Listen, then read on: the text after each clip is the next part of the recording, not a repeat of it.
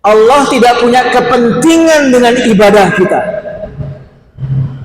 Sampai-sampai ada ulama mengatakan, kalaupun semua penduduk dunia ini sepakat serentak untuk nggak menyembah Allah, maka nggak kurang sedikit pun kekuasaan Allah. Sebagaimana kalau semua penduduk dunia ini menyembah Allah, maka itu tidak akan menambah sedikit pun kekuasaan Allah.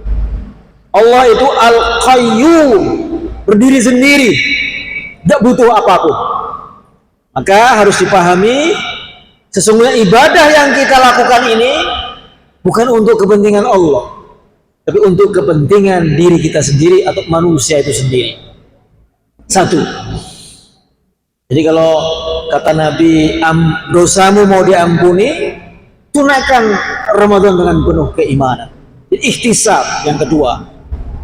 Ihtisab artinya memperhitungkan apa yang sudah kita lakukan. Seperti ayat Al-Quran di surah Al-Hasyr ayat 18. A'udzubillahi minasyaitonir rajim. Ya ayyuhalladzina amanu taqullaha wal tanzur nafsum ma qaddamat lighad wattaqullaha innallaha khabirum bima ta'malun.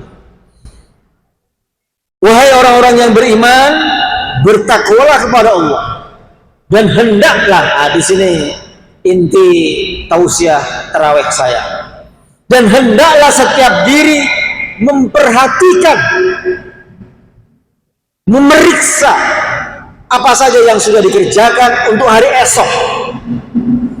Al-Quran tidak mengatakan hari kiamat atau hari akhir, tapi hari esok. Bertakwalah kepada Allah, sesungguhnya Allah maha teliti terhadap apa yang kamu kerjakan. Jadi Al-Quran dibenarkan oleh Al-Hadis bahwa salah satu perintah Allah itu koreksi diri di bulan Ramadan ini. Maka dianjurkan banyak-banyak iktikaf, diam di masjid untuk merenungi diri. Itu salah satu ibadah yang dianjurkan oleh Nabi. Untuk apa? Untuk refleksi dan review. Nah, itu ya bahasa kampusnya itu. Refleksi itu mencermati apa yang sudah kita lakukan. Sementara review mencermati apa yang perlu diperbaiki. Di jamaah sekalian, bahasa saya itu orang yang banyak ngacak diri banyak manfaatnya. Jadi Nabi menyuruh kita untuk banyak ngacak diri. Kayak orang bercermin, jangan sampai masih ada sisa makanan di mulutnya, ya. Atau habis ke kamar mandi masih ada sisa odol di mulutnya, dia harus bercermin. Kalau bahasa perusahaannya audit. Bapak yang pebisnis, yang pengusaha atau pedagang, audit keuangan itu penting supaya ketahuan apakah pemasukan seimbang dengan pengeluaran, apakah pengeluaran itu cocok dengan barang yang kita beli, spesifikasinya. Itu audit. Maka pesan moral pertama tausiah tarawih kita adalah bahwa ngacak diri, audit diri, koreksi diri itu perintah Allah dan perintah Nabi-Nya. Satu. Yang kedua, kaum muslimin yang terhormat, apa saja yang harus kita audit? Apa saja yang harus kita ihtisab? Orang yang sering mengihtisab, hisabnya di akhirat nanti diringankan. Begitu kata ulama. Sementara orang yang jarang mengoreksi diri biasanya cepat merasionalisasi kejahatannya, dianggap sebagai sebuah kebaikan, merasa benar di jalan yang sesat. Nah, itu istilahnya ya, merasa benar di jalan yang sesat, padahal sesungguhnya kejahatan, tapi dia rasionalisasi bahwa itulah kebaikan. Nah, itu yang disebut dengan bahayanya kalau seseorang itu jarang mengoreksi diri. Maka beruntunglah Allah menghadirkan kita di Ramadan, kesempatan. Kenapa kesempatan? Karena bulan Ramadan ini hati kita jadi empuk, nah istilah itu ya, gampang terpanggil oleh pesan-pesan dari Allah dan Nabi-Nya. Maka dia kondusif untuk menyehatkan rohani. Ibarat turun mesin, Ramadan ini menyembuhkan rohani kita, memberi booster ya, dorongan agar rohani kita semakin sehat. Yang pertama, apa yang harus kita hitung? Apa yang harus diaudit maksudnya ya? Yang pertama adalah keimanan kita. Apakah keimanan kita ini sudah masuk ke level merasakan bahwa Allah itu hadir di mana-mana? Atau hanya sekedar percaya bahwa Allah itu ada? Saya sering menyampaikan di berbagai majelis, kalau cuma sekedar percaya bahwa Allah itu ada, iblis juga percaya bahwa Allah itu ada. Begitu ya hadirin ya. Ketika iblis disuruh sujud oleh Allah kepada Adam, membantah dan membangkang. Itu artinya kalau soal percaya Allah itu ada, nggak kalah iblis. Jadi seorang bertakwa tidak berhenti di percaya, tapi dia harus meningkat ke level berikutnya, merasakan kehadiran Allah dimanapun dia berada. Wa huwa ma'akum aynama kuntum. Dia bersama kalian dimanapun kalian berada. Ilustrasinya sederhana. CCTV di masjid ini mungkin punya CCTV di mana-mana ya, atau minimarket ada CCTV untuk memantau apakah ada peluang-peluang kejahatan. Tapi terbatas CCTV-nya minimarket itu. Ada area yang blind spot, nggak bisa dia cover. Atau kalau penjahatnya canggih, penjahatnya pinter, dipilok CCTV itu gelap monitor, terbatas. Kalau pengawasan Allah itu diibaratkan CCTV akbar, 24 jam 7 hari, nggak pernah berhenti. Allah memantau kita. Innallaha kana 'alaikum raqiba.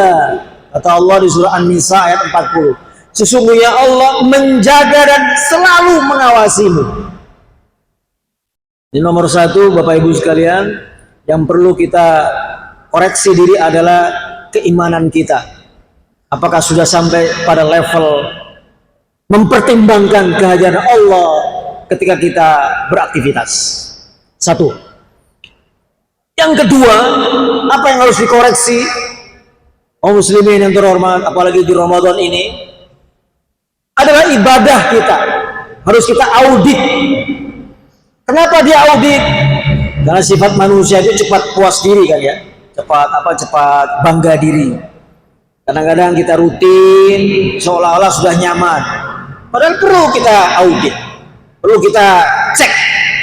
Kayak mobil, bapak-bapak yang suka nyetir mobil pasti tahu kapan mobil itu nggak enak dipakai. Betul ya? Bapak Ibu pasti tahu kalau kayaknya ban sebelah kanan belakang kempes nih, maka harus berhenti. Itu tanda bahwa harus dikoreksi. Ibadah juga kita harus periksa. Apa yang harus diperiksa? Bapak Ibu sekalian, ibadah itu kan awalnya kita terpaksa. Kalau masih remaja dulu kita terpaksa diteriakin supaya sholat. Tapi karena sudah berilmu, dewasa sedikit, kita merasa butuh dengan ibadah. Setelah merasa butuh dengan ibadah, level berikutnya adalah merasa nikmat dengan ibadah. Nah, apakah level ibadah kita sudah sampai ke level nikmat tadi? Karena kalau ibadah nggak nikmat, capek Pak. Saya ulangi, kalau kita beribadah nggak nikmat, capek.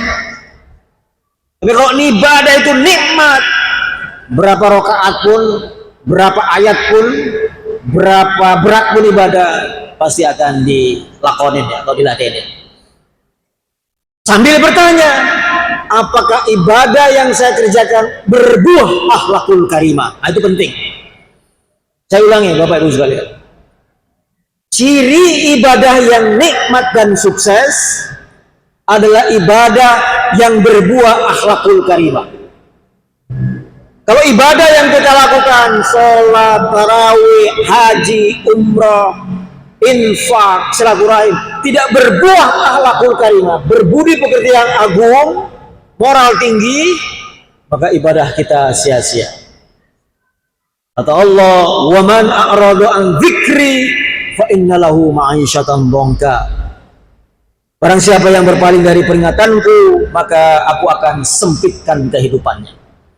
Begitu kira-kira peringatan Allah yang tegas dan keras. Maka kita harus mengoreksi diri. Yang ketiga, Bapak Ibu sekalian, apa yang harus dikoreksi? Tadi keimanan kita sudah level sampai level merasakan kehadiran Allah enggak? Merasa dipantau Allah enggak pada saat semua aktivitas kita kerjakan?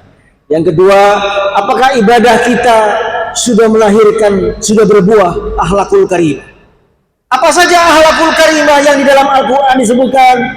Gemar berderma, gemar bertaubat, gemar bersikap ramah, gemar memudahkan urusan orang lain. Kata Rasulullah, yassiru wala tuassiru, wabashiru wala tunaffiru.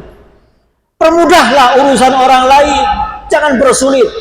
Itu akhlak yang baik. Dan tabah menghadapi tantangan, itu juga akhlak yang baik. Yang ketiga yang harus kita koreksi adalah ilmu kita.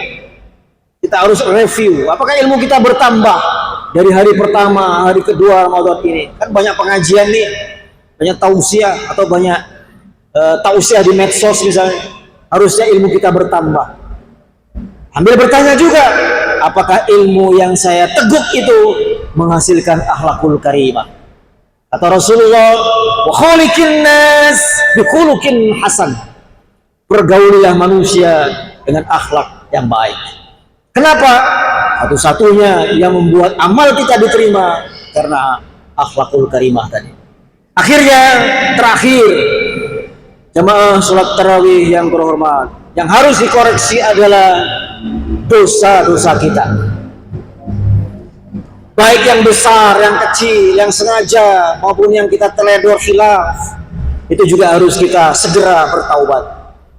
Dan yang paling memungkinkan kita, paling peluangnya besar untuk bertaubat adalah di bulan Ramadan ini.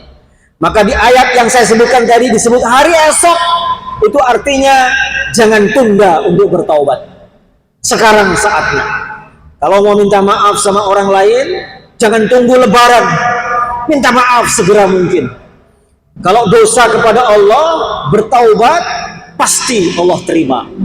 Tapi kalau dosa kepada manusia, taubat kita belum diterima sebelum orang itu memberikan maafnya kepada kita. Misalnya, maaf ya Pak, saya sudah pernah membicarakan keburukan Bapak. Saya mohon permintaan maafnya saya diterima. Oh iya, kamu pernah membicarakan keburukan saya. Satu saat begitu Pak, saya ingin bertobat. Allah tidak akan menerima taubat saya kalau saya belum meminta maaf kepada Bapak. Memang repot Pak, dosa kepada sesama manusia itu. Allah tidak akan terima taubat kita sebelum manusia itu memaafkan kita, ataupun kita meminta maaf kepada dia. Maka Allah mengatakan hari esok, maksudnya segera mungkin, jangan ditunda. Kenapa jangan ditunda? Sakaratul maut akan datang kapan saja, tidak perlu didahului oleh sakit. Banyak orang yang mengalami sakaratul maut tanpa sakit terlebih dahulu. Anak muda, bayi bahkan mengalami sakaratul maut. Kesimpulannya, kaum muslimin dan muslimat yang terhormat, bahwa Ramadan akan sukses bagi kita semua jika kita melakukan dua hal dalam Ramadan ini. Apa itu? Dengan penuh keimanan, menaruh kepercayaan kepada Allah bahwa Ramadan membawa kebaikan. Yang kedua, dengan banyak-banyak mengoreksi diri kita, baik dari aspek keimanan kita, ibadah kita, akhlak kita, ilmu kita, dan dosa-dosa kita, maka janji Allah akan datang kepada kita. Apa janji Allah? Wa may yattaqillaha yaj'al lahu makhraja wa yarzuqhu min haitsu la yahtasib wa may yattaqillaha min amrihi yusra. Akan datang solusi bagi kehidupan kita yang penuh tantangan, akan datang rezeki yang datangnya tidak disangka-sangka, dan akhirnya Allah akan mempermudah urusan-urusan kita. Semoga Allah memberikan kita keistiqomahan untuk terus-menerus mengisi Ramadan, dia pada ujungnya nanti kita menjadi pribadi-pribadi yang lebih bertakwa dan lebih berakhlakul karimah. Nasrun minallah wa fathun qarib. Assalamualaikum warahmatullahi wabarakatuh.